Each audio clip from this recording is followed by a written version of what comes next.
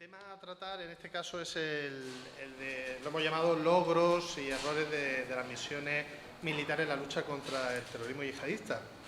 Que esto, desde luego, ha sido también otro de esos ámbitos que se ha visto profundamente impactado, porque tradicionalmente, y antes del 11 de septiembre, pues se había percibido precisamente que el instrumento militar a manos del Estado pues no tenía ni siquiera, no solo una misión principal, sino que incluso podía resultar hasta contraproducente en la lucha contra el terrorismo, que siempre se veía como un fenómeno de carácter básicamente doméstico, pero que el yihadismo dejó en evidencia que confrontarlo, por supuesto, no podía limitarse únicamente en las fronteras de los estados afectados, sino que había un componente clave en misiones que necesariamente tenían que protagonizar las Fuerzas Armadas, y para ello pues tenemos la suerte de tener tres ponentes también de excepción, como viene siendo habitual en esta mesa, que nos van a dar una perspectiva complementaria de precisamente sobre esa llamada que hacíamos a debatir sobre los logros y los errores. Y bueno, los presento por orden de intervención. En primer lugar, pues nos acompaña el coronel Ignacio Fuentecobo, que es coronel de artillería y actualmente pues es analista del Instituto Español de Estudios Estratégicos, que bueno, pues cuenta con una dilatadísima trayectoria profesional, no solo en misiones internacionales y en destinos interesantísimos como el actual, pero también el que hace poco ocupó en Roma, en el Colegio de la OTAN, y que también es, pues, por vocación, ¿no?, pues un gran conocedor de los asuntos que tienen que ver con el yihadismo y las misiones de los ejércitos contra este fenómeno. En segundo lugar, intervendrá Javier Jordán, que es catedrático de Ciencia Política en la Universidad de Granada y que bueno, pues es otro de los referentes de los estudios sobre terrorismo en España, aunque en los últimos años pues ha centrado su foco de atención en las cuestiones estrictamente relacionadas con los estudios estratégicos y el uso del instrumento militar, con lo cual, pues como pueden imaginar, tiene una perspectiva de amplio alcance, ¿no?, sobre el objetivo de esta mesa. Y por último, pues Josep Baqués, que es profesor también de Ciencia Política en la Universidad de Barcelona y que también tiene esa perspectiva amplia, ¿no?, que buscábamos y que tendrá ocasión de comprobar pues, cómo la reflexión sobre este asunto se puede abordar desde ámbitos tan diferentes, pero los que a su vez tiene un profundo conocimiento, pues, como la teoría política, las relaciones internacionales o las cuestiones estrictamente de lógica militar. A todos ellos, muchísimas gracias por aceptar la invitación, por intervenir en una hora tan difícil, ¿no?, como la poscomida o como queramos llamarlo. Y bueno, pues nada más y tiene la palabra el coronel. Sí, bueno, buenas tardes. Manuel, muchísimas gracias por tu amable introducción y también para mí es un placer y una gran oportunidad estar enfrente de ustedes y hablar del terrorismo desde la perspectiva de los ejércitos, ¿no? Y sobre todo a la luz de lo que ha ido ocurriendo en estos años de atrás y cuáles un poco los pronósticos para el futuro, ¿no? ¿Qué es lo que nos podemos esperar en el futuro, ¿no? ¿No se oye? Ahora sí. Bueno, voy a ver si me la meto en la boca y esto ya... Bueno, así se oye mejor, ¿no? Bueno, pues hablaré un poquito más alto, aunque ahora después de comer cuesta un poquito más, pero bueno, subimos un poco la voz, así se oye bien, ¿no? Vale, pues entonces lo primero que diría, cuando se habla de las misiones militares, más que de lucha contra el terrorismo, se habla fundamentalmente de la lucha contra las insurgencias, ¿no? La insurgencia. Las insurgencias que ocurren en los teatros de operaciones y que emplean como una de las herramientas el terrorismo, no tanto porque quieran, sino porque normalmente es lo único que pueden hacer, ¿no? normalmente estas luchas o estas operaciones contra insurgencia son operaciones que tienen un carácter asimétrico, ¿no? Son del débil frente al fuerte, ¿no? Normalmente las fuerzas militares, en términos estructurales, son más poderosas que las fuerzas de las insurgencias, ¿no? Y por tanto estas recurren a este tipo de herramientas con vistas de equilibrar la balanza, ¿no? Y en muchas ocasiones con éxito, como ahora veremos, ¿no? Por tanto, al hablar de los éxitos y de los fracasos de la lucha contra la insurgencia o contra el terrorismo, lo podríamos hacer desde dos enfoques, ¿no? Un enfoque que yo le llamo el enfoque Surovikin, ¿no? Que es el empleo por las fuerzas militares de herramientas similares, el empleo del terror para combatir el terror, ¿no?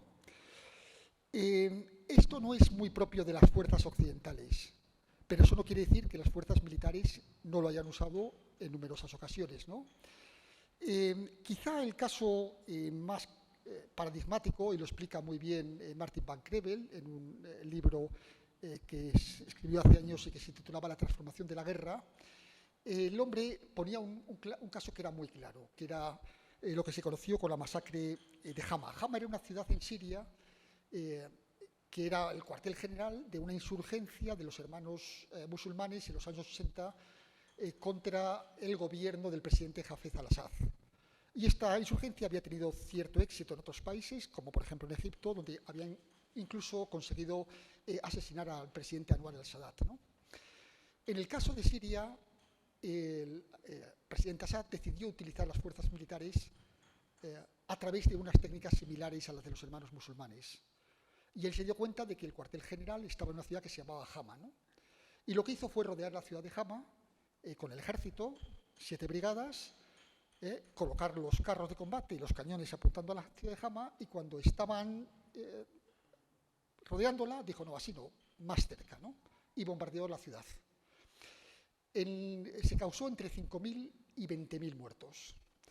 Y cuando terminó la operación, el presidente Assad tomó 3 medidas, ¿no? La primera fue condecorar a los jefes de las unidades que habían participado. La segunda fue exagerar incluso el éxito de la operación y los logros. Cuando lo acusaban de la masacre, dijeron, no han sido 5.000, han sido 20.000 muertos, ¿no? Y la tercera medida que tomó fue arrasar la mezquita central de la ciudad de Hama, que era el cuartel general de los hermanos musulmanes, y convertirlo en un aparcamiento, ¿no? ¿Funcionó la medida? Funcionó. El terror contra el terror como herramienta de guerra se puede utilizar y funciona, produce efectos. De hecho, el presidente Assad murió Hafez al-Assad, el padre del actual, murió en la cama, y durante 30 años nadie se atrevió a cuestionar su poder, y eso que pertenecía a una minoría alauita frente a un país mayoritariamente suní. Bueno, ¿y eso cómo se traduce en los tiempos modernos? Se han empleado en los momentos actuales, no en los años 80, este concepto de terror contra el terror. Sí, pero tampoco no lo hemos empleado nosotros, pero hay ejércitos que lo han empleado. Y el caso paradigmático para mí es el año 2015, Siria, nuevamente Siria. Eran unos momentos donde las fuerzas del llamado Estado Islámico estaban prácticamente a punto de tomar la capital. Yo recuerdo el verano del 2015, que trabajaba con mis colegas y comentábamos, cuando volvamos de vacaciones de agosto, Damasco ha caído, ¿no? Y en ese momento, en el verano del 2015, intervienen los rusos a través de este enfoque que llamamos Surovikin, ¿no? Lo hemos conocido en la prensa nuestra como el carnicero de Siria, ¿no? ¿Y qué es lo que va a hacer Surovikin? Pues una estrategia que es aplicación del terror nuevamente para combatir al terror del Estado Islámico. ¿Cómo? Pues aislando las ciudades, los principales centros dominados por el Estado Islámico, bombardeándolos, destruyendo la infraestructura y luego creando pequeños pasillos que le permitían para controlar a los que salían y también para, aplacar a la opinión pública internacional. Bueno, ¿esta estrategia funcionó? Pues nuevamente sí funciona. El régimen sirio sobrevivió al asalto del Estado Islámico y se le puede considerar casi el vencedor de la guerra de Siria. Ahí sigue el presidente Assad, aferrado al poder y más sólido que nunca. Bueno, y esos son los ejércitos de otros países y esos son los ejércitos rusos que después lo hemos visto aplicados incluso en escenarios sahelianos. En el Sahel, no propiamente el ejército ruso, pero sí las compañías semimilitares como los Wagner, también aplican esta táctica del terror para el control de las poblaciones. De hecho, es el informe que eleva en junio de este año el jefe o el representante de Derechos Humanos de Naciones Unidas al Consejo de Seguridad, en el que declara o el que identifica y avisa de las matanzas que ha habido un año anterior en la ciudad de Moura, donde, como pone el informe, el ejército regular de Mali, junto con mercenarios no identificados, han producido las masacres de un número superior a los 300 personas inocentes, ¿no? Y eso ha provocado, ha tenido una consecuencia tan inmediata como el fin de una misión que era la MINUSMA, la misión de Naciones Unidas, integral, de sostenimiento a Mali, etcétera, que terminará su estancia a finales de este año. Se sigue empleando el terror por parte de fuerzas militares o paramilitares para el control de la población. Bueno, ¿y eso cómo afecta a los ejércitos occidentales? Esas tácticas a nosotros van contra nuestra propia naturaleza, contra nuestros códigos deontológicos, contra nuestras leyes de guerra, contra nuestra propia legislación penal. Son inaceptables, ¿no?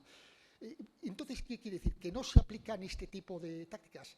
Sí, pero con un carácter mucho más selectivo. Es decir, lo que se hace no tiene el carácter indiscriminado de crear el terror por el terror, sino buscar la represalia o la respuesta frente a las organizaciones terroristas. El caso más paradigmático es el empleo de los drones, que luego nos hablará el siguiente ponente, ¿no? El empleo de los drones lo que ha buscado fundamentalmente es la identificación de los líderes de los grupos de las contrainsurgencia o terroristas para eliminarlos. Pero esto ha tenido un efecto contraproducente. Si en la parte del activo parecía que era una buena utensilio para contrarrestar movimientos insurgentes o grupos terroristas difíciles de localizar sobre el terreno, ha tenido el efecto negativo que ha producido como muchas bajas colaterales. De hecho, hay un artículo que se publica en el New York Times y que es del año 2009, en el que vienen a decir, dice, mire, de todos los ataques con drones, solo el 2% de las bajas producidos son realmente líderes terroristas. Y el resto son o familiares de los terroristas o población inocente, ¿no? Y lo que se está produciendo es un efecto contraproducente. Está creando más terroristas que los que mata. Bueno, esta sería una aproximación, un enfoque del empleo de las fuerzas militares, que no es el nuestro, pero sí que hay fuerzas militares que lo han empleado a lo largo de la historia y en épocas recientes, y hay fuerzas militares que lo siguen empleando en determinados escenarios. El otro enfoque que a mí me gusta más es el enfoque que podríamos hablar del Marqués de Santa Cruz. Yo le llamo el Marqués de Santa Cruz. El Marqués de Santa Cruz es un pensador español del siglo XVIII que fue quizá el primero que empezó a hablar de la lucha contra la insurgencia, ¿no? Y creó ese concepto que luego se ha hecho muy popular de que lo importante en la lucha contra la insurgencia, contra los grupos terroristas, no es tanto la eliminación o la identificación de los grupos terroristas o el control del territorio. Lo importante es el control y el convencimiento de la población que habita ese territorio. El centro de gravedad, que diría Clausewitz, es la población, no es el territorio y no son los grupos enemigos. Y frente a ellos, lo que él propone es un concepto que también hemos oído recientemente en estas guerras de la contrainsurgencia, lo de ganarse los corazones y, como dice él, el amor de las poblaciones, ¿no? Estamos hablando del siglo XVIII, a través de unas políticas basadas en la clemencia y en el buen gobierno. Con estas herramientas, que es esta aproximación distinta de la anterior, las fuerzas militares pueden conseguir éxitos considerables sobre el territorio. Bueno, y sobre esto se ha aplicado en los tiempos modernos. Se ha aplicado y hay fuerzas militares que lo han aplicado con éxito. No tanto en escenarios exóticos, asiáticos o africanos, sino incluso en escenarios europeos. Quizá el modelo más paradigmático sea el del ejército británico en la lucha contra el IRA en Irlanda del Norte. en el cual había un movimiento terrorista, que era el propio IRA, y un movimiento insurgente, que era un apoyo considerable de la población. Porque lo que nos viene a decir este enfoque es que normalmente en las guerras antiterroristas o las campañas antiterroristas o antiinsurgencia, la población inicialmente permanece neutral, mayoritariamente neutral. Podrá tener sus afinidades ideológicas o afectivas, pero no se suma a los grupos insurgentes o a los grupos que combaten a la insurgencia, salvo que algo les empuje a ello. Por eso es muy importante en este tipo de campañas, a través de esta aproximación mucho más amable, conseguir atraer a la población al propio campeón. Claro, para eso se requieren unas herramientas que muchas veces los ejércitos no están dispuestos a proporcionarlos en escenarios exóticos, o sus gobiernos o sus opiniones públicas. ¿Cuáles son esas herramientas? Pues lo primero que necesitan es un nivel de resiliencia muy elevado. ¿Por qué? Porque en este tipo de enfoques, el número de bajas que surgen las fuerzas anti-insurgencia normalmente es mucho mayor que el número de bajas que se producen sobre los terroristas. Por poner un ejemplo, en el caso de Irlanda del Norte, la guerra contra el IRA en los años 80 le supuso 3.000 bajas aproximadamente. De ellas, 700 eran terroristas del IRA o personal afín al IRA, ¿no? Y el resto eran bien los soldados británicos, por encima del millar, o población inocente. En escenarios como es Irlanda del Norte, la población británica, su gobierno y su ejército estuvo dispuesto a aguantar ese nivel de resiliencia que es muy difícil de lograr en escenarios más allá de nuestras fronteras, en territorios como puedan ser los africanos o los asiáticos. Pero además se requieren otros instrumentos que también son difíciles de conseguir. Uno de ellos requiere una inteligencia muy precisa, que en escenarios europeos quizá la puedas conseguir. Puedes infiltrarte en los grupos terroristas y conseguir ese tipo de información. En los escenarios más allá de nuestras fronteras es mucho más complicado. Y requieres también un nivel de compromiso y de profesionalización de las fuerzas de contrainsurgencia que también es difícil de conseguir. Es posible que nuestros soldados en estas campañas sean muy profesionales, pero los vamos rotando cada 6 meses o como mucho cada un año, y nunca llegan a adquirir el nivel de expertise, de conocimiento del terreno, de las condiciones ambientales, que les permite ser exitosos en este tipo de operaciones. Pero fundamentalmente necesita algo que las fuerzas militares en operaciones normalmente no tienen, que es el tiempo. El tiempo. En este tipo de operaciones de contrainsurgencia requieren larguísimos periodos de tiempo que ni los ejércitos, ni sus gobiernos, ni las opiniones públicas están dispuestos a conceder. Es difícil combatir a una insurgencia en escenarios tan difíciles como puede ser el Sahel o como puede ser Afganistán, si, por ejemplo, en la campaña electoral del presidente Obama del 2008 llega al gobierno o a la presidencia diciendo que en el 2011 las fuerzas militares se retirarán de Afganistán o de Irak. Los grupos terroristas lo saben, o los insurgentes, y lo único que tienen que hacer es esperar. Requieren periodos muy largos de tiempo, incluso a veces durante décadas o generaciones. Cuando los periodos de tiempo son muy largos, las fuerzas terroristas se van cada vez más, las fuerzas antiterroristas o insurgencias se van cada vez más adaptando al terreno, conociendo mejor el entorno en el que se van moviendo y siendo más eficaces. Bueno, estos dos enfoques de las operaciones de contrainsurgencia por parte de las fuerzas militares nos lleva a lo que tradicionalmente se ha conocido como el principio fundamental del arte de la guerra, que es la voluntad de vencer. Y eso es muy importante, la capacidad de una sociedad de aguantar el esfuerzo que suponen este tipo de operaciones o de campañas durante periodos muy largos.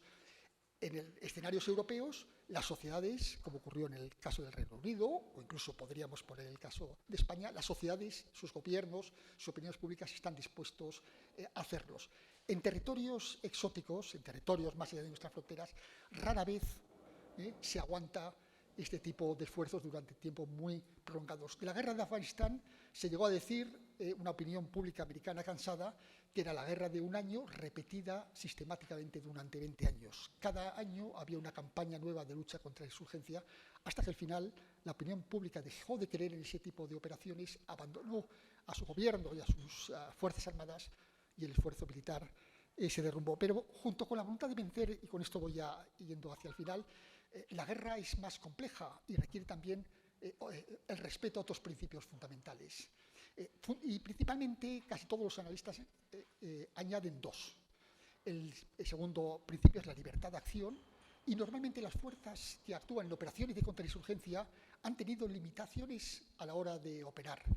Pongamos dos casos muy concretos. En el caso de Afganistán, en operaciones que eran complementarias a las puramente antiterroristas norteamericanas de libertad duradera, la Alianza Atlántica desplegó un montón de fuertes por todo el país, 23 equipos de reconstrucción provincial. Había un control muy importante del territorio. Si estos equipos se hubieran utilizado en el esfuerzo contraterrorista, probablemente el resultado hubiera sido mucho más benévolo. Pero estos equipos no estaban para luchar contra el terrorismo, estaban simplemente para afianzar la acción del gobierno afgano sobre el territorio. Y, por tanto, perdieron una parte importante de sus potencialidades. En el escenario africano, pongamos otro ejemplo muy breve, ¿no?, que es el de las famosas misiones de entrenamiento, la EUTM, la misión de entrenamiento en Mali. También está lleno de limitaciones en la libertad de acción, lo que técnicamente los militares llamamos las caveats, las restricciones a las actuaciones. Normalmente estas pueden ser o bien en cuanto al tipo de operaciones que hacer o en el tipo de territorios en los que operar. En el caso de la EUTM, nació ya con un montón de caveats. Se trataba de entrenar al ejército de Mali, y lo cual está muy bien, pero no se tenía ningún tipo de conocimiento, de información, ni siquiera de responsabilidad sobre el desempeño operativo de las militares malíes que se estaban formando.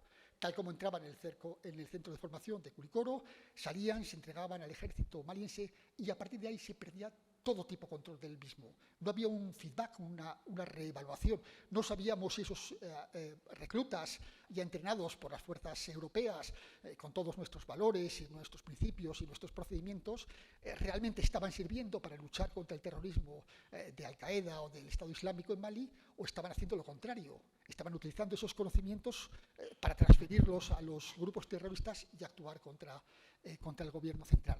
Luego, este concepto de libertad de acción también es fundamental. Y, finalmente, el tercer concepto es el de la capacidad de ejecución. Y eso nos lleva al nivel de las estrategias, del diseño de las estrategias. Siempre hemos dicho que la estrategia es simplemente un plan para utilizar una serie de medios y alcanzar unos objetivos. Cuando los objetivos son muy ambiciosos, los medios tienen que ser muy poderosos, porque la estrategia tiene una gran potencialidad. Si en Afganistán y en Irak la idea no era tanto acabar con los grupos terroristas, sino reconstruir las sociedades árabes, que era el caldo de cultivo de los grupos terroristas, a través de un inmenso proceso de reingeniería social, y utilizar para eso sus fuerzas armadas, eso es una estrategia muy ambiciosa y requiere medios muy ambiciosos. Es evidente que con unos pocos centenares de hombres con los que se invade Afganistán al principio, en el 2001, que luego van aumentando hasta los 150.000 casi, y con el ejército que despliega en Irak y que después en parte se repatria y en una parte parcial se quedan sobre el territorio, era insuficiente para lograr un objetivo tan ambicioso. Y cuando los medios no están en conformidad con los objetivos, se cae en lo que en términos militares se llama el pensamiento mágico. Tratar de identificar o de igualar nuestros deseos con la realidad. Si queríamos o deseábamos realmente pacificar Afganistán, se necesitaban unas fuerzas mucho más poderosas, y de hecho los rusos aconsejaban, y yo recuerdo haber leído y haber escrito hace ya muchos años al respecto, de por lo menos 500.000 de hombres durante décadas en Afganistán.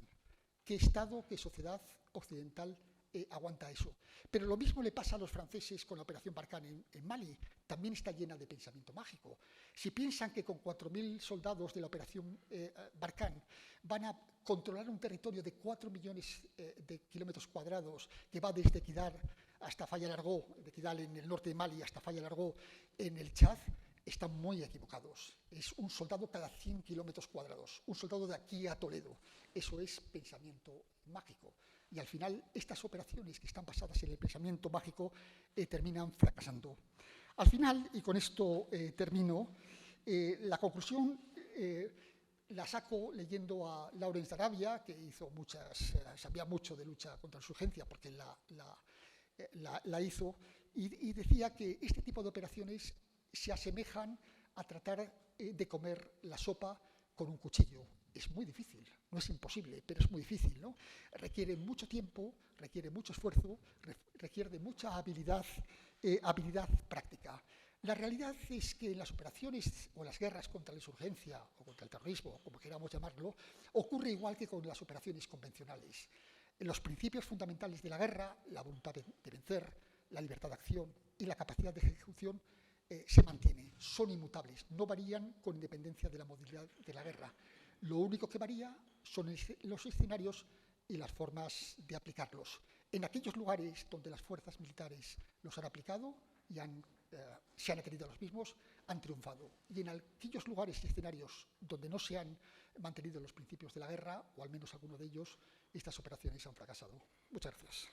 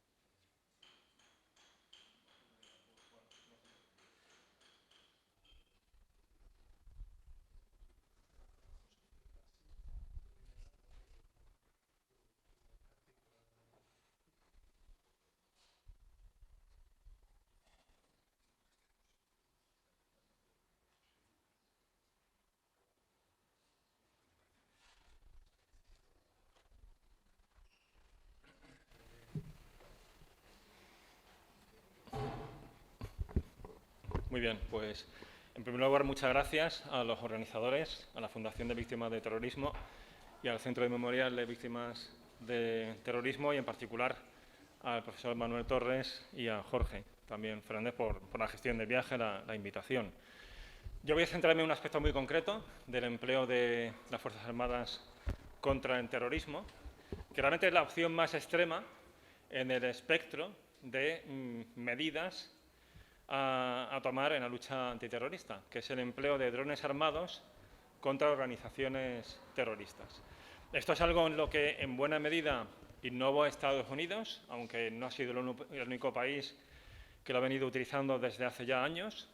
Israel también los ha empleado, e incluso Turquía también ha hecho uso de ellos contra terroristas kurdos.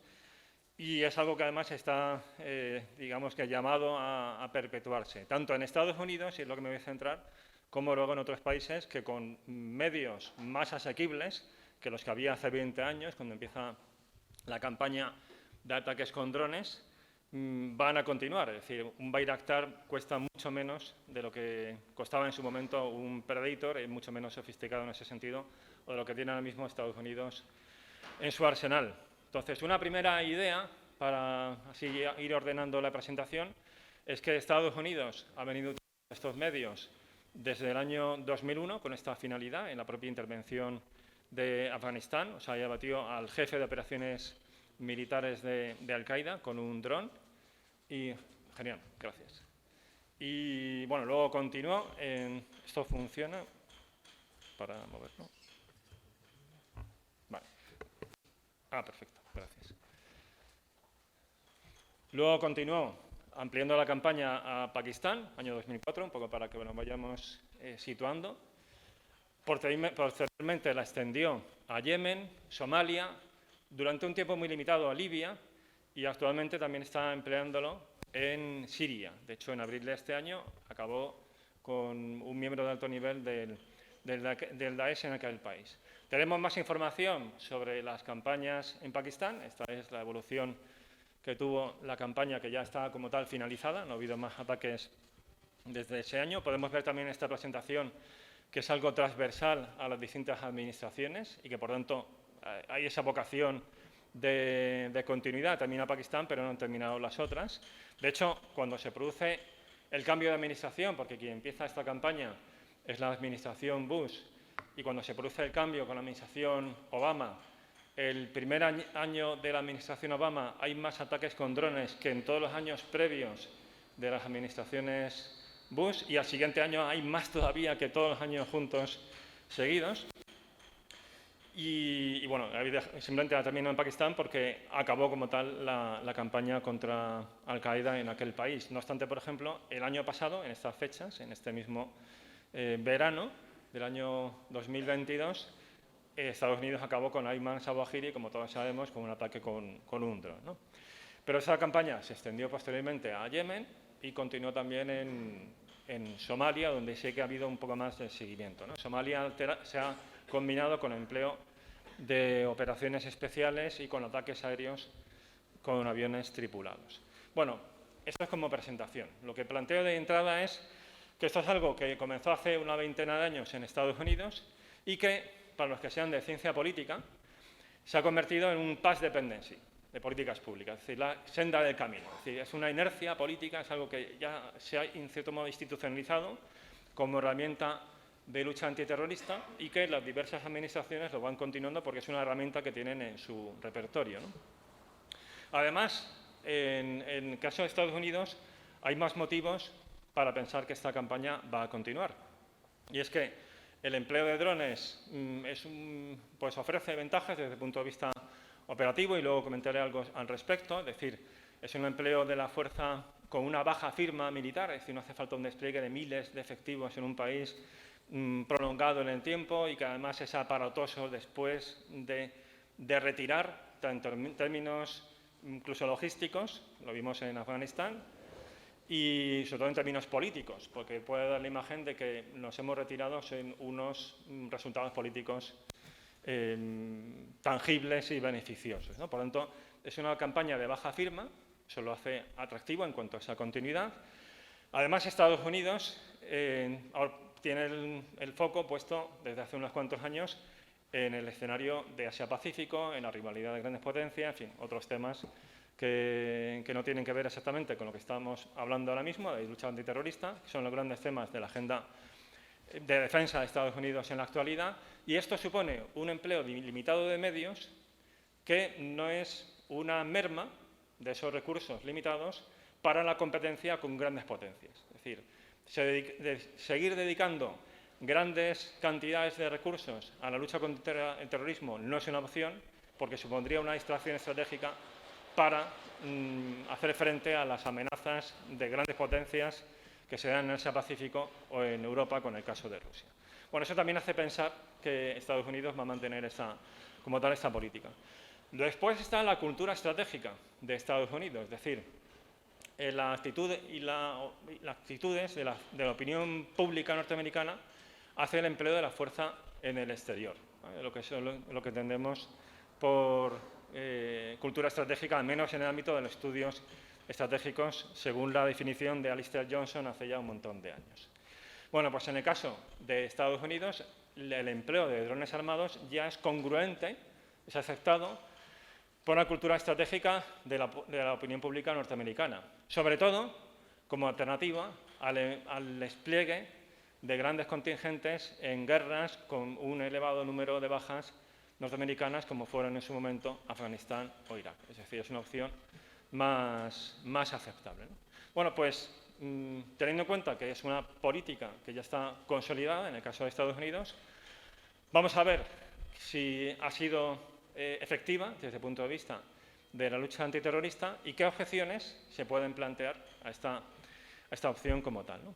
Entonces, ¿ha sido efectiva la campaña de ataques con drones desde la perspectiva puramente antiterrorista? Porque cuando hablamos de ataques con drones por parte de Estados Unidos en contextos de contrainsurgencia y de lucha antiterrorista, hay que distinguir entre el empleo de drones por parte de la USAF, o sea, la Fuerza Aérea de Estados Unidos, en misiones de apoyo cercano a tropas norteamericanas o de reconocimiento armado y ataque a objetivos de oportunidad, que eso no sería lo que me voy a referir a continuación.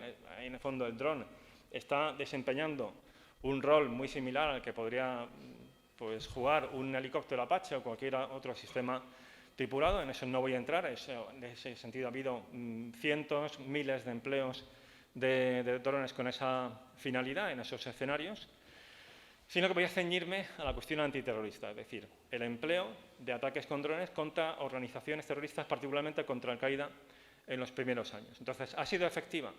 Bueno, ahí hay motivos para pensar que sí que ha tenido efectos, aunque nos vamos a encontrar en último término, y ya os lo adelanto, con la dificultad contrafactual. Es decir, es un problema que tenemos en ciencias sociales. No podemos repetir el experimento. Es decir, si las circunstancias son las mismas y quitamos la variable ataques con drones, ¿habría habido más ataques terroristas en territorio occidental o en países de mayoría musulmana? Sencillamente, no lo sabemos. Pero hay varios motivos para pensar que ha sido efectiva por 3 razones en las que esta campaña ha hecho daño a los grupos terroristas y particularmente a Al-Qaeda. Y además, en el caso de Al-Qaeda, una evidencia que sí que podemos manejar son los documentos capturados a Osama Bin Laden en el famoso raid de hace ya más de una década, ¿no? Donde se hablaba bastante de la cuestión de los drones. Entonces, hay 3 aspectos en los que los drones eran muy nocivos para Al-Qaeda en Pakistán, en esa campaña de ataques con drones en Pakistán. Uno es que, al ser una campaña prolongada en el tiempo, pues con el paso de los años, y literalmente de los años, porque no es hasta... En 2008 se empieza a notar, pero no es hasta el año 2010 cuando ya es una situación crítica en algunos aspectos, concretamente en el liderazgo de la rama de operaciones externas de Al-Qaeda, o sea, de aquella que planifica y coordina atentados fuera de Pakistán, Afganistán. Bueno, pues es a partir de esos años cuando esa continuidad de la campaña hace que Al-Qaeda tenga problemas a la hora de reponer los cuadros de la organización que han muerto como consecuencia de los ataques con drones. O sea, se empiezan a encontrar con problemas de sucesión en el mando. O sea que en 2005 un dron mata a Hamza Rabia, que si estuviera esta mañana, si estuviera ahora aquí con nosotros Fernando Reinares, lo sabría explicar mucho mejor, porque en ese mismo ataque con un dron muere también Amer Azizi, que estaba implicado en los atentados del 11M. Es sucedido por Abu Baida al-Masri y al poco tiempo también es abatido y posteriormente otro. Es decir, empiezan a tener un problema serio de reposición de cuadros formados, es decir, de gente que con experiencia, con contactos, con capacidad de gobernar bien esa rama de la organización, y es algo que ellos mismos reconocen. En segundo lugar, le supone problemas para el mando y control de la organización, o sea, limita los contactos dentro de la propia organización en Pakistán, o sea, contactos de Al-Qaeda y contactos con el exterior, por ejemplo, a la hora de impartir directrices estratégicas con Al-Qaeda en la península arábiga. Eso es algo que también se recoge en los documentos capturados a Bin Laden. O sea, que tiene esos problemas a la hora de comunicarse, porque cualquier fallo de seguridad, cualquier brecha de seguridad es algo que pueden pagar con sus vidas. Y en tercer lugar, porque pierden el refugio seguro. Y esto también se ve en los documentos capturados a Bin Laden. Como los primeros años son años tranquilos en Waziristán Norte, o sea, la propia organización ve aquello como un refugio seguro, pero con el paso del tiempo reconocen la mella, incluso psicológica, que les está haciendo la campaña de ataques con drones.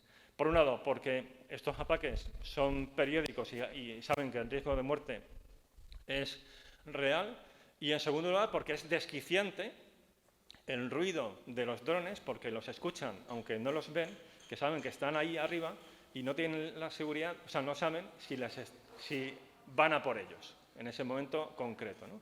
Que es algo que además se amplía al conjunto de la población en Waziristán Norte. De hecho, hay protestas sociales en contra de los drones, pero, y esto es interesante, que la propia Al-Qaeda reconoce que no es capaz de canalizar o de convertir en reclutamiento. Es decir, la gente está harta de los drones, pero al mismo tiempo se está hartando de nosotros porque somos la razón por la cual están los drones sobre nuestras cabezas, ¿no? Y no son capaces de convertir eso en reclutamiento. Bien, esos serían los 3, digamos, motivos para pensar que sí fue efectiva. No obstante, nos encontramos, como antes decía, con ese muro contrafactual. Es Es decir, no podemos afirmar rotundamente si fue efectiva porque no podemos reproducir las mismas circunstancias quitando esta variable y observar si los resultados serían diferentes, ¿no? Ahora vamos a ver las objeciones. O sea, por un lado serían un lado de la balanza, razones a favor, y ahora vamos a ver las razones en contra, ¿no? Las objeciones. Pero adelanto que la principal objeción no sería el hecho per se de los drones, a diferencia de lo que algunas campañas legítimamente han expuesto. O sea, a todos nos sonará pues esas campañas de acabar con los killer robots y los robots asesinos y demás, y esa aberración de que máquinas maten a hombres, ¿no?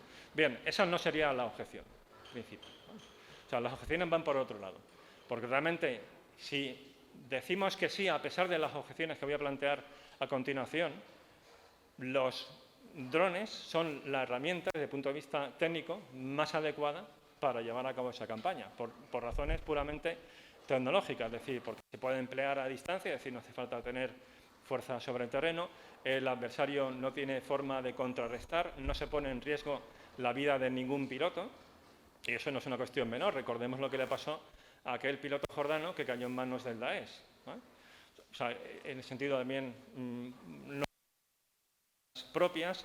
Hay muchas, y esto es interesante, personas presentes en el proceso y con capacidad de revisar a posteriori si el proceso se ha hecho correctamente o no. Es decir, hay otros empleos de la fuerza donde la única manera de saber exactamente qué ha ocurrido es el testimonio de los que estaban allí. Con el dron, la cámara no deja lugar a dudas. O sea, se sabe cómo ha sido el procedimiento y cómo se ha llegado a la decisión de emplear la fuerza y cuáles han sido los efectos que se pueden ver, ¿no? Por lo tanto, hay una serie de razones técnicas que convierten esta herramienta en la más adecuada para que haya incluso, diría, menor número de víctimas no combatientes, porque el dron tiene persistencia, o sea, puede estar mucho tiempo viendo quién está ahí, al final discriminar y buscar el momento oportuno, cosa que con un avión que aparezca, o un helicóptero, pues esa ventana de oportunidad es mucho más corta, no digamos más a la antigua usanza, como hizo, por ejemplo, Estados Unidos en el 98, lanzando misiles de crucero que tardan varias horas en llegar a sus objetivos y que saber quién está ahí cuando llega el misil. Entonces, desde el punto de vista técnico sería la mejor opción. No vale, en el sentido de las objeciones que se ponen, uno, la frivolidad de los pilotos, que lo ven como un videojuego, eso es un cómic, o sea, eso no obedece a la realidad, o al menos no hay evidencias que nos hagan pensar que esa imagen que tenemos de las películas de un piloto comiendo chuches literalmente en alguna película y empleando el dron se corresponde con la realidad, sino que los procesos son mucho más rigurosos en ese sentido, o que una máquina a distancia mate a un ser humano y demás. Bueno, es que la guerra sencillamente es un asunto feo, ¿no?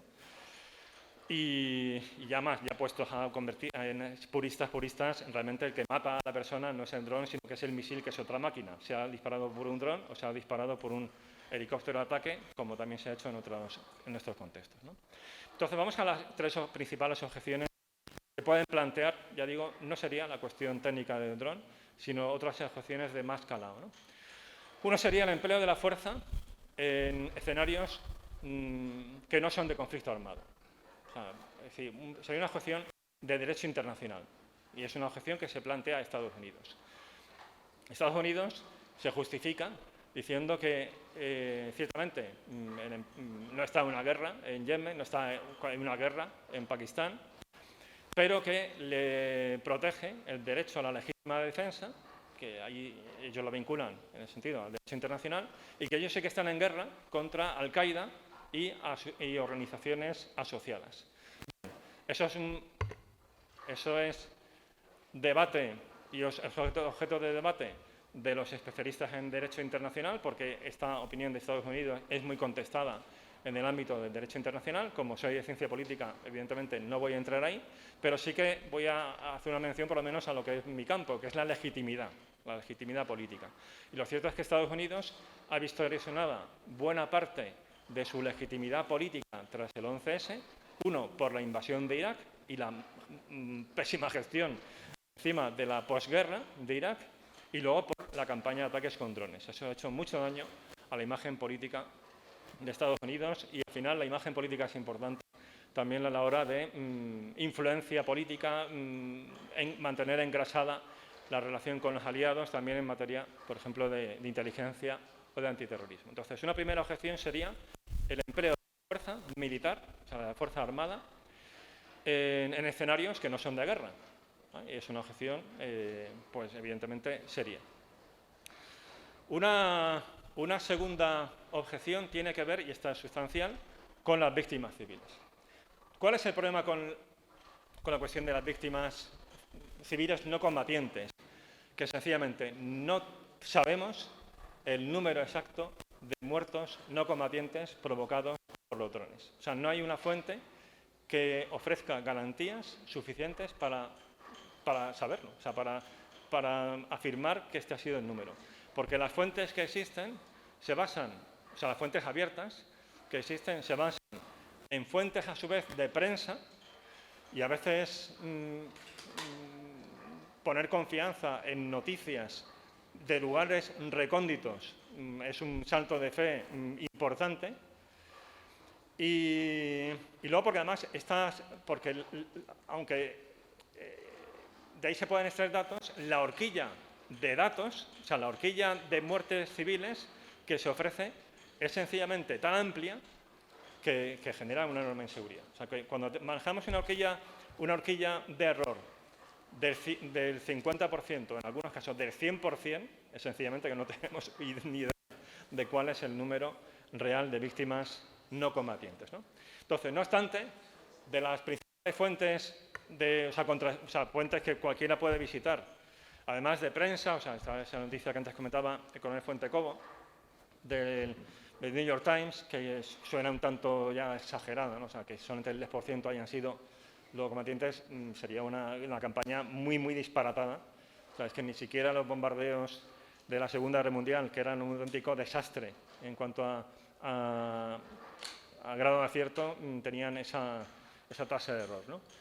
Pero más allá de noticias sueltas de prensa, tenemos tres fuentes principales, que son The New American Foundation, que son las trampas que estamos viendo en la pantalla, esto es lo referente a Pakistán.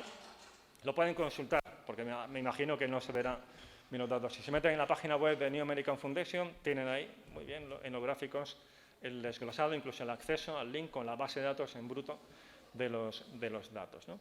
Entonces, tenemos The New American Foundation, tenemos ya nuestra operativa de Bureau of Investigative Journalism, que era un think tank británico con un fuerte componente activista, pero bueno, que eran datos bien trabajados, con lo cual era una base de datos respetable. Y luego tenemos algún informe de Naciones Unidas, ¿vale? con datos también, a su vez, de fuentes abiertas. Luego tenemos la propia administración norteamericana. El problema, de nuevo, aquí es que la horquilla que ellos dan es tan sumamente baja que tampoco resulta de todo verosímil. Además de que cuando la administración Biden quiso remodelar las reglas de empleo de los ataques con drones, y uno de los datos que buscó es cuál ha sido la proporción hasta ahora de víctimas no combatientes y combatientes de la campaña de ataques con drones desde su inicio hasta el momento, es que sencillamente no tenían acceso a esa información. Algo que también para los que sean de ciencia política no les sorprenderá, que es que muchas veces la información se pierde en la administración pública, no está agregada, o sea, no hay nadie que tenga el conocimiento total de esa información. Entonces, ni siquiera la propia administración, al menos en lo que nos han contado, tienen esos datos, ¿no? Lo cual nos lleva al tercer obstáculo, a la tercera objeción que se le puede poner, y con esto termino, y es la falta de transparencia de la campaña. O sea, la campaña como tal no es clara en cuanto a estas cifras de combatientes y no combatientes, porque aparte la cuestión de combatientes y no combatientes tiene otro problema añadido, y es quién es combatiente, quién no es combatiente cuando hablamos de un grupo de militantes de una organización insurgente o terrorista que no van con uniforme. O sea, quién es combatiente y no combatiente ahí. O sea, que no es tan sencillo. Pero aparte está la transparencia, ¿no? que es la falta de conocimiento de cuál es el proceso exacto. O sea, con la administración Obama se buscó dar más transparencia a los criterios para aprobar los ataques con drones y se marcaron 3 condiciones como tal. Uno, que hubiera seguridad de que esa persona era una amenaza cierta para Estados Unidos, la persona a abatir. 2, que también había casi certeza de que no habría víctimas no combatientes. Y 3, que tenía que haber siempre un funcionario, un responsable de la Casa Blanca supervisando el proceso. Es decir, que la operación como tal no iba a ser ejecutada únicamente por la CIA y ejecutada por la Fuerza Aérea o el JSOC, el Mando Conjunto de Operaciones Especiales, porque esta campaña como tal la coordinan el JSOC y la CIA, ¿no? Entonces, bueno, eso ha sido el procedimiento con la administración Obama. Sabemos que con Trump eso cambió, según dice la administración Biden, pero aquí es difícil saber hasta qué punto eso es politics, juego político o no. Fue más, digamos, contemporizadora a la hora de aprobar, o más ligera en cuanto a si había o no víctimas combatientes o no combatientes, pero aquí también podemos estar siendo objeto de juego político. Y, por tanto, algo que sería muy interesante, y ya con esto en serio que voy cerrando, a la hora de dar más transparencia, es, uno, que este tipo de acciones pasaran del título 50 del Código de Derecho Penal norteamericano, que son acciones encubiertas, es decir, sin transparencia pública, a título 10, que es empleo de la fuerza militar, con lo cual sí que se puede investigar más públicamente cómo se ha desarrollado todo el proceso. Sería un cambio, por tanto, no tanto legal, sino de aplicación, de diseño de proceso dentro de los marcos legales ya existentes. Una opción que también se propone desde la literatura especializada es que haya un tribunal que supervise los ataques con drones, es decir, que el Poder Judicial tome parte en el proceso, porque los israelíes sí que hacen esto a posteriori, es decir, toda ejecución extrajudicial de los israelíes luego sí que pasa por un tribunal para controlar que el proceso se ha hecho adecuadamente, ¿no? Por lo tanto, este obstáculo pasaría por dar más transparencia a toda esta cuestión, ¿no? Por lo tanto, para concluir, la opción de los drones es algo que parece que se ha convertido en algo institucional en la política antiterrorista estadounidense, a pesar de que es algo extremo y que, por tanto, como algo extremo, solamente se debería utilizar en circunstancias extremas, es decir, ante un grupo terrorista que se refugie en un lugar donde no hay otra forma de acceder, que es una amenaza cierta para la seguridad del propio país y que, además, se va a hacer de acuerdo con el derecho internacional, con garantías de que no va a haber víctimas no combatientes y, además, con un proceso transparente, pero, hasta el momento, y viendo tal como han funcionado las cosas, no parece que la realidad vaya a ir por ahí. Pues nada más. Muchas gracias.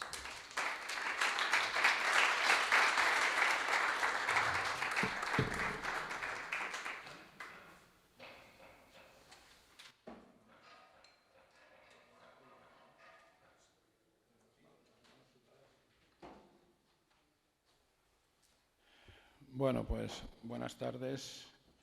Los agradecimientos. Bueno, no es la primera vez que vengo a los cursos de la Escorial, siempre es un placer. Viniendo además de la capital, aquí se está pero que muy bien. Y bueno, voy a tocar en el tiempo que tengo dos, tres ideas. A ver, en primer lugar, cuando hablamos de implicación de Fuerzas Armadas en la lucha contra el terrorismo, yo casi distinguiría 3 niveles, 1, 2 y 3, o A, B y C, como quieran. Uno no ha salido, pero también es importante. Cuando en España tuvimos los Juegos Olímpicos del 92, un despliegue amplio de Fuerzas Armadas como reserva policial, que es una función que tienen asignada sin duda, según la doctrina constitucional. Dudo que haya muchos catedráticos de Derecho Constitucional que nieguen el papel de las Fuerzas Armadas como reserva policial, salvo alguno en Cataluña quizá, pero no sería muy difícil de derrotar argumentativamente. Y esa es una misión menos espectacular que las que han salido ahora. Básicamente se destinaba a proteger las infraestructuras críticas de transportes y comunicaciones, que son un target muy suculento para los grupos terroristas. Y creo que esa misión la pueden realizar razonablemente bien, exitosamente. En un nivel 2 tendríamos el que ha aparecido aquí, de emplear quizá drones como medios cinéticos en la estrategia llamada de decapitación de los grupos terroristas. Hay un debate planteado que sin tantos datos, en ocasiones, estando con Javier Jordán por Granada, porque me invitaron a algún curso, salía la noticia de que algún dron occidental se había cargado a algún líder islamista. Y el debate es el de siempre, dicho muy en Román Paladino. ¿Y qué? ¿Lo van a notar? ¿Hemos resuelto el asunto? Respuesta, sí, lo van a notar. ¿Hemos resuelto el asunto? No. Pero bueno, hay éxitos, de momento daña su logística, daña su cerebro, es importante, les genera esa incertidumbre, tienen más dificultades para moverse porque temen que haya más casos similares, por tanto, es evidente que es una estrategia útil, militarmente hablando, para ralentizar, dificultar, incomodar a los terroristas. También lo es que no ha terminado, que yo sepa, esa estrategia con ningún grupo terrorista. Y habría que ver, como decíamos, la correlación entre los momentos álgidos de eso y los atentados o no que hay en Occidente. Pero es un argumento trampa por otro motivo que tampoco ha salido. Hay muchos atentados frustrados, también en España, frustrados por la policía, por los cuerpos de seguridad. Entonces, como están frustrados, la gente no se entera, afortunadamente, de que había un atentado en marcha. Si lo contáramos todo, la estadística sería otra. No habría muertos, pero sí habría atentados en grado de tentativa o en grado de frustración. Sin embargo, puede ser también una buena estrategia. Y el nivel 3, el nivel máximo sería el combatir con ciertos grupos terroristas casi una guerra, casi intencionadamente convencional. Una guerra híbrida, sería un hybrid warrior, el terrorista. Bueno, el caso de cuando el Daesh decide comenzar a implementar el califato desde ya, se arma con vehículos blindados y ocupa el territorio. El gran error del Daesh. Se hace mucho más vulnerable al posible impacto de las estrategias militares occidentales. Y más en el desierto, que es muy fácil de monitorizar vía satélite, con aviones dotados con sistemas radar, ISTAR, determinación también de blancos.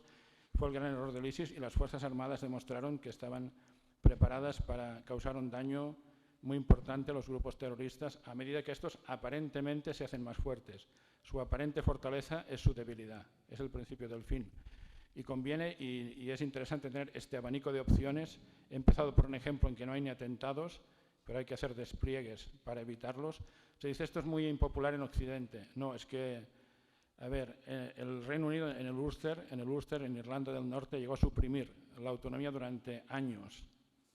No se cayó el Reino Unido, no lo echaron de Europa, se fue porque quiso. Luego, en primavera pasada visité Roma y las calles de Roma estaban minadas, valga la metáfora, de soldados italianos. Perfecto. Y que yo sepa, Italia también está en Occidente. Igual no. De momento sí, y de momento también en la Unión Europea. A veces hay que ser valientes. Ya sé que en Cataluña se propuso, después del 17 de agosto, atentados de la Rambla, el nivel 5 de lucha antiterrorista. Y la Generalitat dijo que no, claro, porque implicaba movilizar a efectivos del ejército.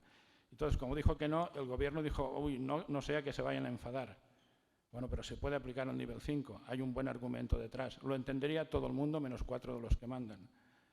Por tanto, hay opciones, incluso en la parte menos cinética y más preventiva, para que esa reserva, que son las Fuerzas Armadas, reserva policial, insisto, puedan actuar consiguiendo buenos resultados. Pero nunca se han conseguido resultados concluyentes. Y ahí quería plantear las reflexiones de verdad. Al final, ¿qué hay que hacer para acabar con el terrorismo? Hay 2 temas fundamentales. Primero, pero no voy de wishful thinking ni de pensamiento mágico. Luego voy a eso. A ver, hay que acabar con sus fuentes de financiación y hay que acabar con sus santuarios. El tema es cómo, pero la estrategia parece bastante clara. Fuentes de financiación vienen mal dadas. En el Sahel está pasando lo mismo que pasó en Afganistán antes de la retirada deprisa y corriendo de los Estados Unidos y los demás detrás, que es una colusión de intereses entre narcotraficantes y terroristas islamistas. En Afganistán los talibanes nunca fueron derrotados militarmente, nunca fueron derrotados militarmente. Y mientras teníamos PRTs, cada cual hijo de su padre y de su madre, del país que lo dirigía, con su propia agenda, y el informe oficial típico era, bueno, la cosa está razonablemente bien, hacemos un buen trabajo, pero claro, mientras tanto, su colusión con los traficantes de opio que derivan heroína les permitió financiarse porque el terrorista come 3 veces al día. Y como hace de terrorista, no hace otras cosas, no es productivo, es un parásito social, por tanto hay que sacar dinero de donde sea. ¿Qué está pasando en el Sahel? Exactamente lo mismo.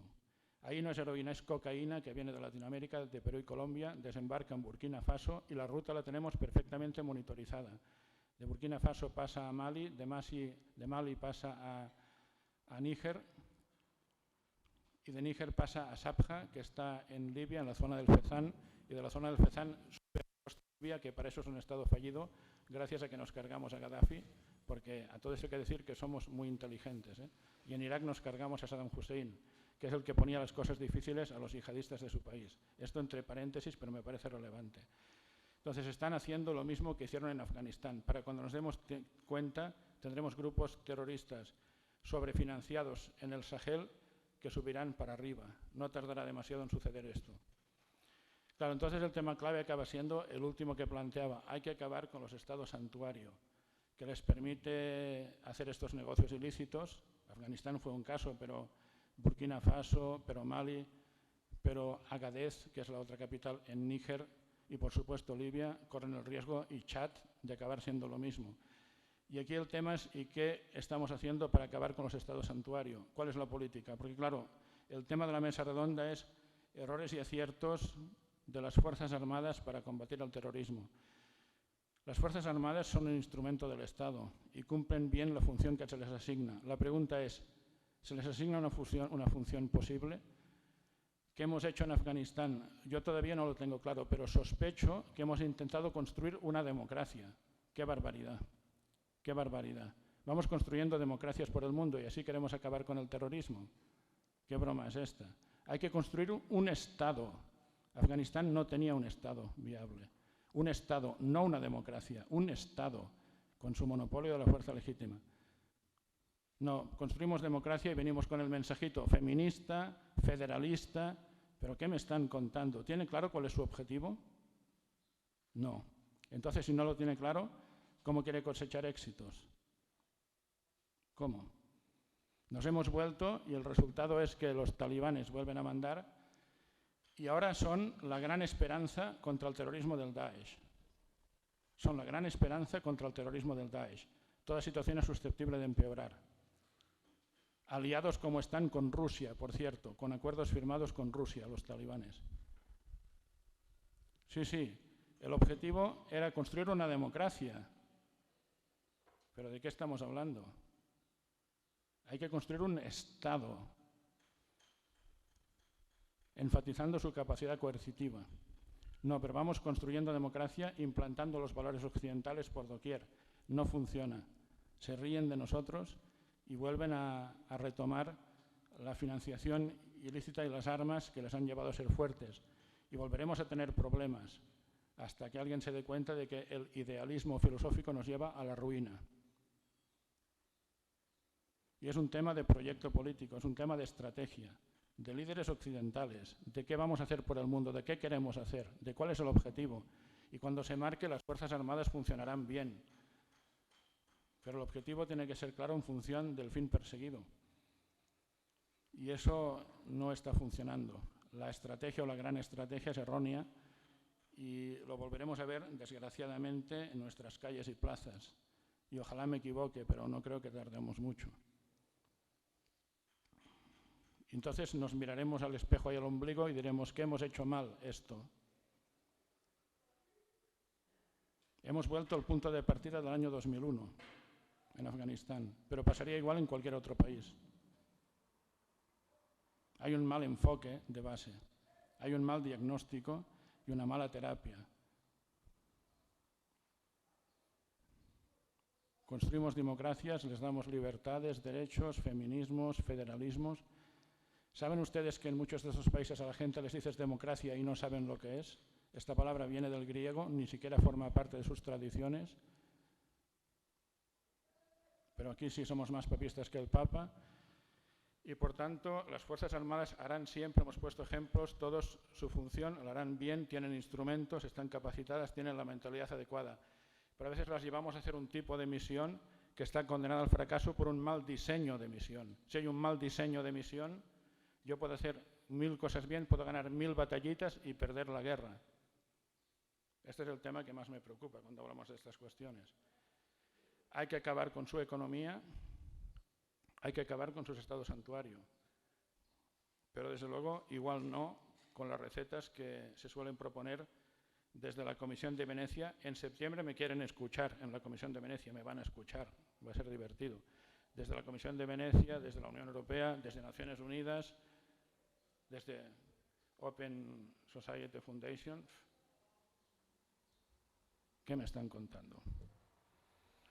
Por tanto, mientras no se resuelva la gran estrategia, difícilmente podremos aprovechar al máximo instrumentos que sin duda son válidos, a pesar de que habrá flecos, como siempre, como en cualquier situación en que se emplee la fuerza, y hay que minimizar, por supuesto, las bajas colaterales, pero daño se les ha hecho. Sin embargo, la misión está incompleta y ya no puede proseguir en los términos en que estaba planteada. Tenemos nuevas oportunidades en el Sahel, pero puede que se conviertan en nuevos problemas. Voy a leerles una frase de un teórico muy sospechoso. Es un sarcasmo, claro, porque cuando digo esto, alguien podría pensar, entonces este profesor debe ser un peligroso fascista o está a favor de las dictaduras. No. Bueno, pueden pensarlo si quieren, a mí me da igual lo que piensen. ¿Saben quién es Stuart Mill? ¿Les suena John Stuart Mill? Un peligroso nazi, ¿no? Un peligroso nazi. Ah, vale. Es el padre del feminismo liberal. El feminismo, por supuesto, no se lo inventó el marxismo. No tiene nada que ver. Viene del liberalismo, es el padre del feminismo, liberal, demócrata, asegura la transición del liberalismo a la democracia. Y él dice, Stuart Mill, él dice, tal otro pueblo, diremos aún, un pueblo que él considera, pues eso, que tiene terrorismo, que no está suficientemente, no hay normas de convivencia adecuadas, no es susceptible sino de una libertad parcial o limitada porque no quiere concurrir activamente con la ley y las autoridades a la represión de los malhechores. Un pueblo dispuesto más bien a ocultar a un criminal que a detenerlo, un pueblo en donde, como sucede en algunas naciones de Europa y de la Europa moderna, se pasan a la otra acera al ver que un hombre asesina a otro en medio de la vía pública, porque este es asunto que incumbe a la policía y porque es preferible no mezclarse en lo que no nos atañe personalmente, un pueblo, en fin, que se indigna con una ejecución y no se asombra de un asesinato, ese pueblo necesita autoridades represivas y vigorosamente armadas, porque en ello estriban las únicas garantías de las condiciones primeras y más indispensables de la vida civilizada. John Stuart Mill, un peligroso nazi. Gracias.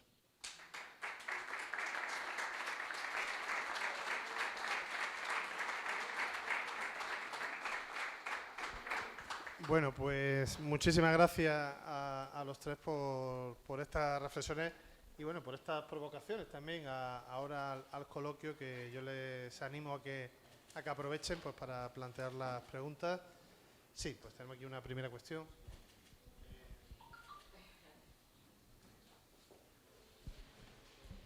Gracias. No sé si se oye.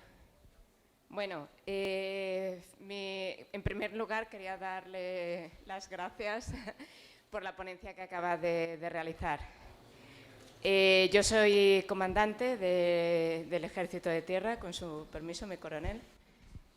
He estado en misión tanto en Afganistán como en Somalia. Creo que es la primera vez que he oído a alguien hablar tan claro de la situación de Afganistán. Los militares somos quienes estamos en el terreno cumpliendo las directrices que se marcan en los despachos y con ello nos jugamos literalmente la vida.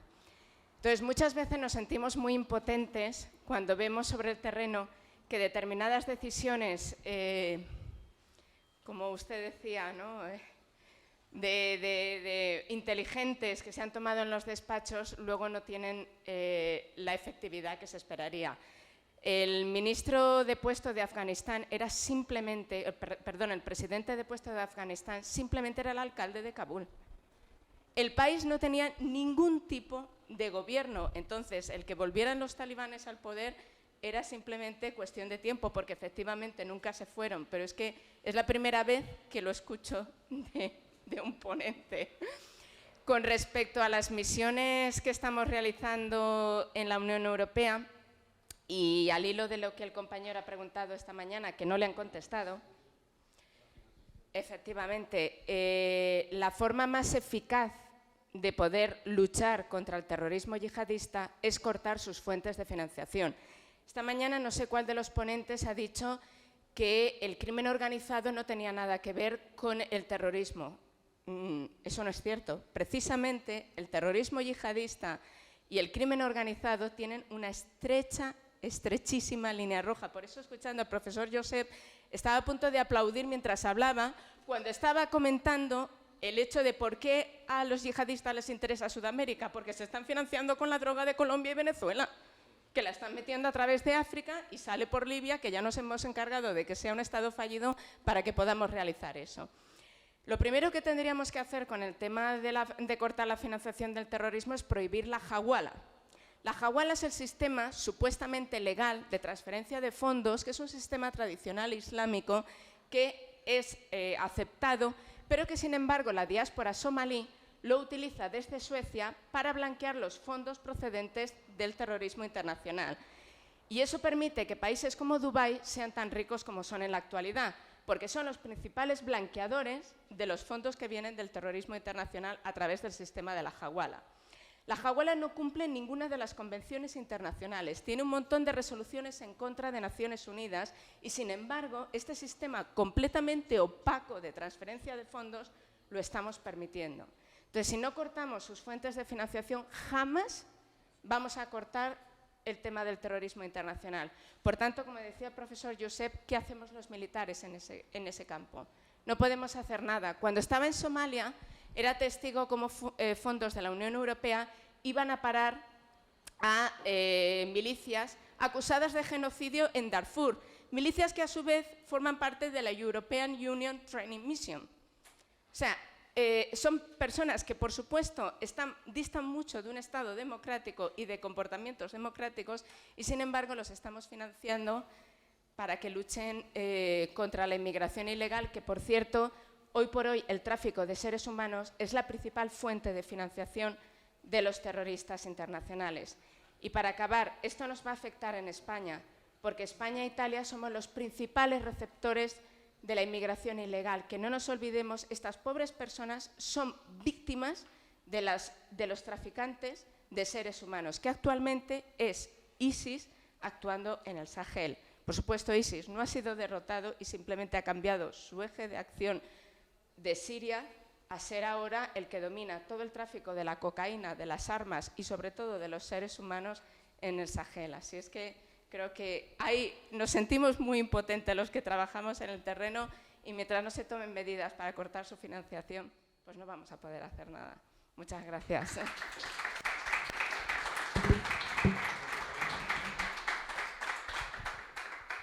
Bueno, ¿hay alguna otra intervención? Sí, pues lo vamos a agrupar.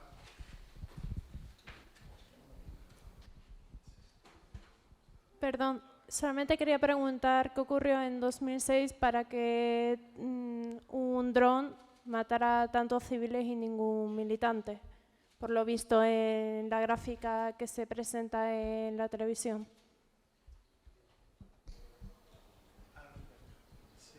¿Alguna otra? Quería preguntar, porque bueno, yo vengo de la Paula Vide, vengo de Socionatura, además de terrorismo y violencia política, y uno de los temas era la diferencia entre terrorismo e insurgencia. Y yo me gustaría preguntarles cuál es la principal diferencia, porque buscando por fuentes bibliográficas a mí no me quedó realmente claro. Porque viendo la asignatura yo vi que había como una especie de diferencia en una serie de puntos, pero se parecía mucho a la hora de la ejecución o las formas de ejecución.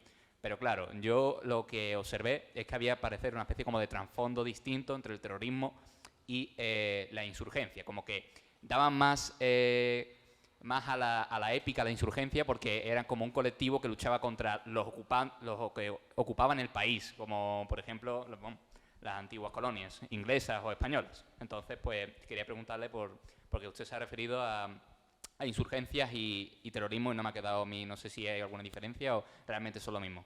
Gracias.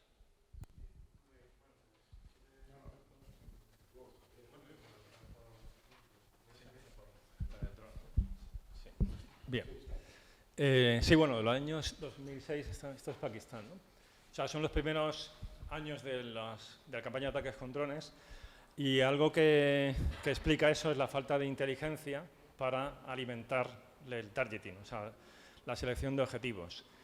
Porque, ya aprovecho para desarrollar un poco más la idea, para que esta campaña sea efectiva, tiene que haber inteligencia multifuente. El dron como tal es una fuente de inteligencia, pero es de inteligencia de imágenes. En el mejor de los casos, algún dron puede tener un sistema además de escucha electrónica, pero lo normal es que eso además esté distribuido. Pero es esencial luego que haya informantes sobre el terreno. De hecho, es algo que cultivó Estados Unidos durante aquellos años. Pues bien, al principio de la campaña, parece ser, porque insisto, un problema que tiene esta campaña es la falta de transparencia en los procedimientos, y en parte es también comprensible, porque es una operación de inteligencia en su conjunto. La inteligencia como tal no era correcta, es decir, en muchos casos los informantes no eran de fiar o se actuó con inteligencia insuficiente y por tanto pues, se atacaron objetivos que no eran los adecuados. Hay uno, por ejemplo, que sí que es conocido, que este se dio al principio de la operación en Afganistán, o sea, tuvo en finales de 2001, principios de 2002, que fue un ataque sobre la marcha, no se inserta en esta campaña, porque este fue con un dron de la Fuerza Aérea, a unos sujetos que se habían bajado de unos vehículos y uno de ellos era muy alto, vestido de blanco, con barba y parecía que daba órdenes. Y alguien ahí decidió atacar, sin ningún otro tipo de información para contrastar, ¿no? Y luego se supo que no tenían nada que ver, que eran chatarreros que estaban a punto de recoger unos materiales de un lugar, ¿no? Es un ejemplo de los déficits de una acción de estas características si no va alimentada de todo el proceso de inteligencia bien hecho, o sea, con muchas fuentes contrastadas, bien analizadas y al final con la autorización requerida, ¿no? ¿Se puede decir que fue un ataque con carencia de información, un ataque fallido? Bueno, ese que acabo de comentar, ese sin duda, pero luego en el principio de la campaña, o sea, ¿por qué hubo una proporción tan alta de víctimas civiles, que es algo que en sí mismo ya convertiría en legítima la campaña? O sea, si esto hubiera sido la tónica general, aunque Estados Unidos tenga derecho a defenderse, un principio básico de la legítima defensa, aquí tiro los clásicos, y podría hablar mejor el profesor Baqués, o sea, San Agustín, Santo Tomás, es que tiene que ser proporcional siempre la defensa, ¿no? Entonces, si esto hubiera sido la tónica general, ya entonces ya sin ninguna duda no habría sido legítima, ¿no? Sin embargo, de nuevo, parece que por la información que tenemos se afinaron los resortes de la inteligencia y las siguientes acciones fueron más, en sentido más acertado, ¿no? Aprovecho, ya que tengo el micro, aunque ahora os vais a responder, la diferencia entre terrorismo e insurgencia. ¿Me pasas el mando? El mando, a ver. La página web de Global Strategy, aprovecho ya para comentar, que es la publicación que tenemos, que además también tenemos un podcast y algún episodio de insurgencia. Hay un artículo que empleo en la facultad, en teoría de la insurgencia, que es uno de los temas de la asignatura de política de defensa. La insurgencia, al menos tal como lo entiendo yo, ahora ellos expondrán, seguro que es mucho mejor, ¿no?, su opinión al respecto. La insurgencia es un tipo de conflicto armado. Es una sublevación armada, violenta, continua en el tiempo y demás. Puede tener un fin meramente de derrocar un gobierno, de expulsar a una fuerza extranjera o simplemente de que haya una situación caótica, que no hay una autoridad superior que les prive a ellos de su vida tal como la entiende, ¿no? El terrorismo, sin embargo, es una herramienta, es una táctica, es un modo de emplear la fuerza. La insurgencia sería, por tanto, un contexto, un tipo de conflicto armado. Lo otro es una forma de empleo de la violencia dentro de ese tipo de conflicto armado. Cuando un grupo insurgente emplea el terrorismo, que lo puede hacer, hace un uso auxiliar del terrorismo. Es decir, hace más cosas, hace guerra de guerrillas, a lo mejor intenta ganarse el apoyo de la población mediante acciones sociales, hace propaganda y además hace terrorismo. Cuando hablamos de un grupo terrorista a secas, aunque el otro también podría entrar en una lista, y de hecho lo hace, de grupos terroristas, cuando hablamos de grupos terroristas a secas, y aquí tiro de Fernando Reinares, hablamos de uso preferente del terrorismo, es decir, es una organización cuya línea de acción estratégica principal es esta herramienta, este modo de empleo de la violencia.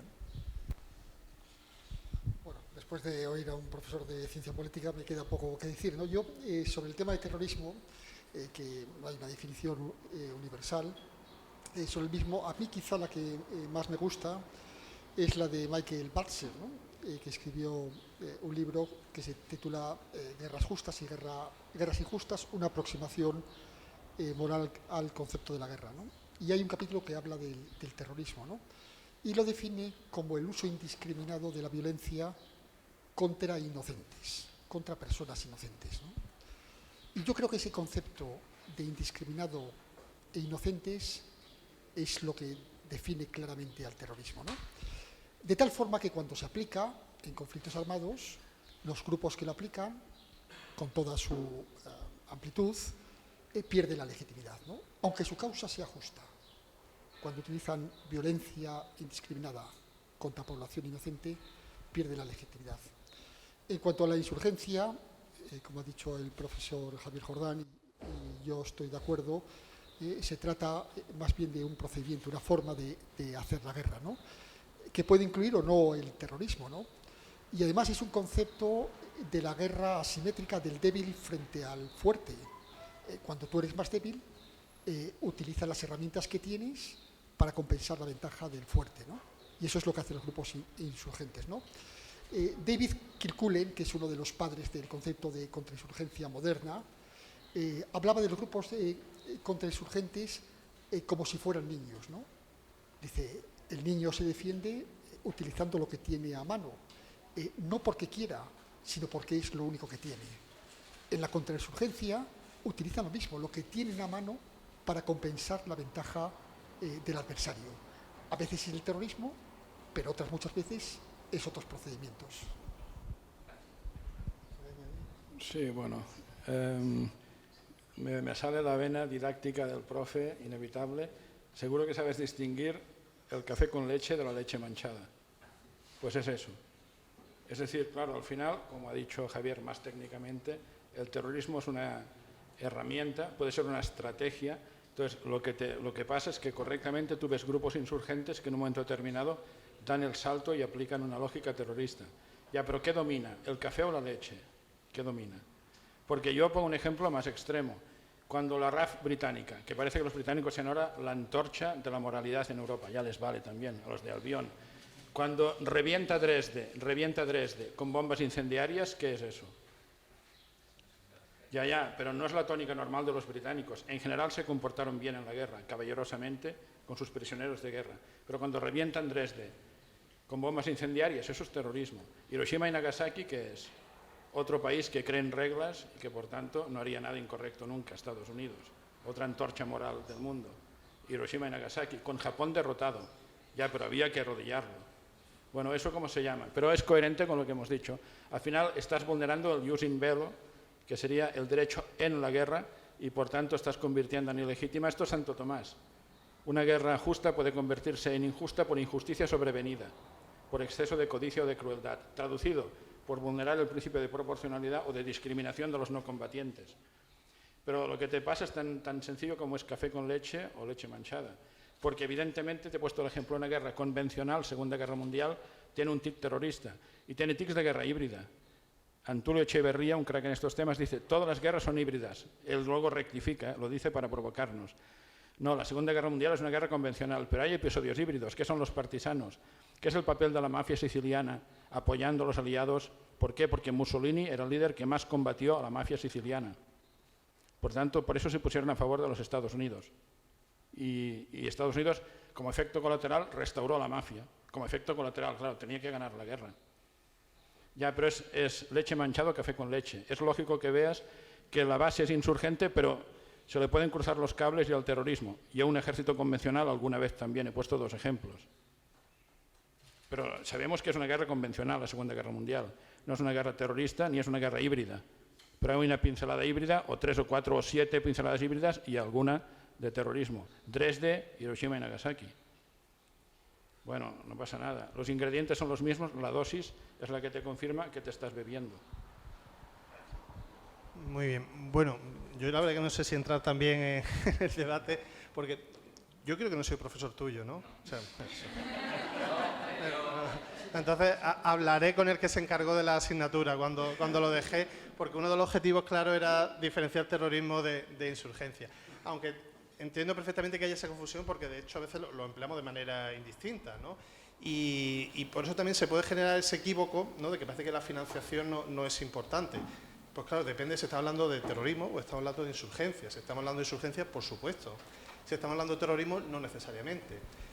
Yo lo que explico en esa asignatura, por ejemplo, es que, y esto es paradójico, a todo terrorista le gustaría convertirse en insurgente. Es decir, porque al final el terrorismo puede ser un negocio de pequeños números, de un grupo reducido de personas que operan en la clandestinidad y precisamente por ese número reducido no pueden aspirar a determinado tipo de acciones que necesitarían una movilización muy amplia de efectivos y, lo que es más importante, de apoyo de la población, que esa es precisamente la gran diferencia entre terrorismo y un movimiento insurgente. El movimiento insurgente necesita una mínima implantación en la sociedad que le da respaldo, impunidad, un número suficiente de personas como para plantearse operaciones de carácter cuasi militar, y en cambio los terroristas no tienen por qué tenerlo, aunque les gustaría tenerlo. De hecho, incluso hablando de un terrorismo distinto al yihadismo, ETA en su origen es un grupo terrorista que aspira a convertirse en una insurgencia.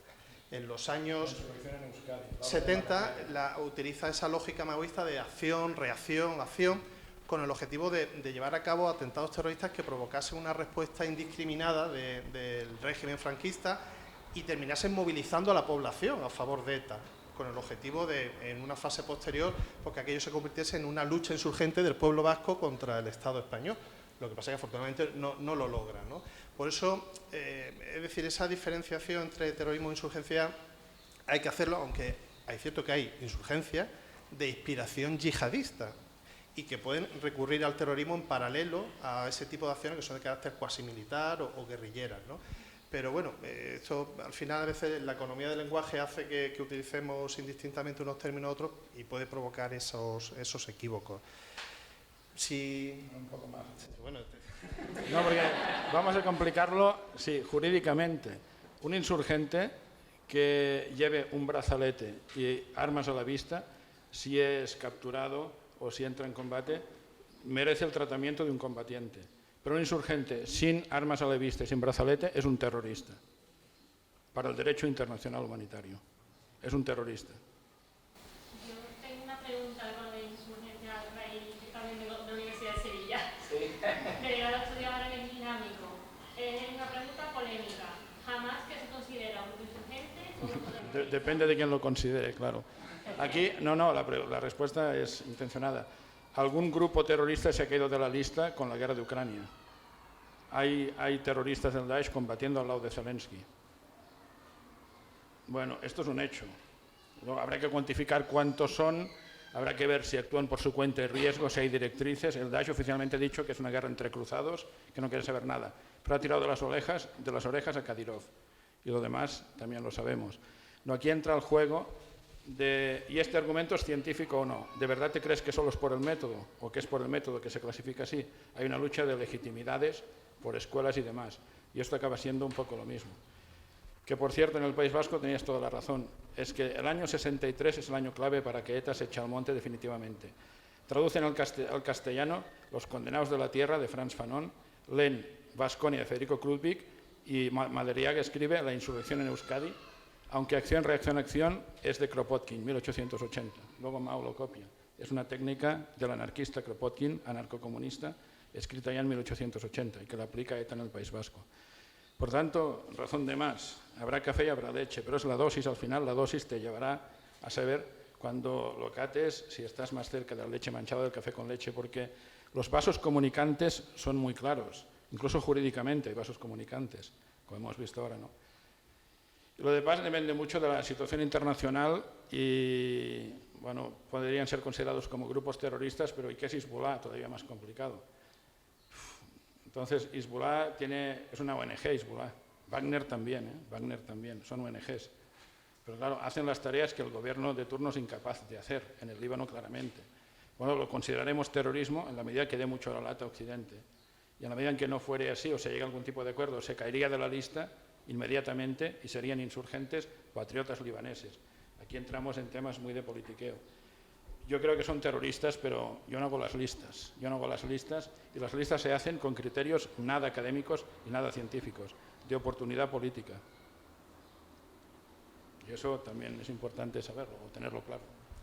Muy bien. Bueno, pues nada, muchísimas gracias a los ponentes por estas excelentes intervenciones que han animado y, por supuesto, a las preguntas de los asistentes, que han sido igualmente interesantes. Y finalizamos el primer día. Simplemente citarle o emplazarle a que mañana, pues según programa, pues retomaremos la primera sesión de la mañana a las 9:30. Así que sin nada más, nos despedimos y gracias a todos.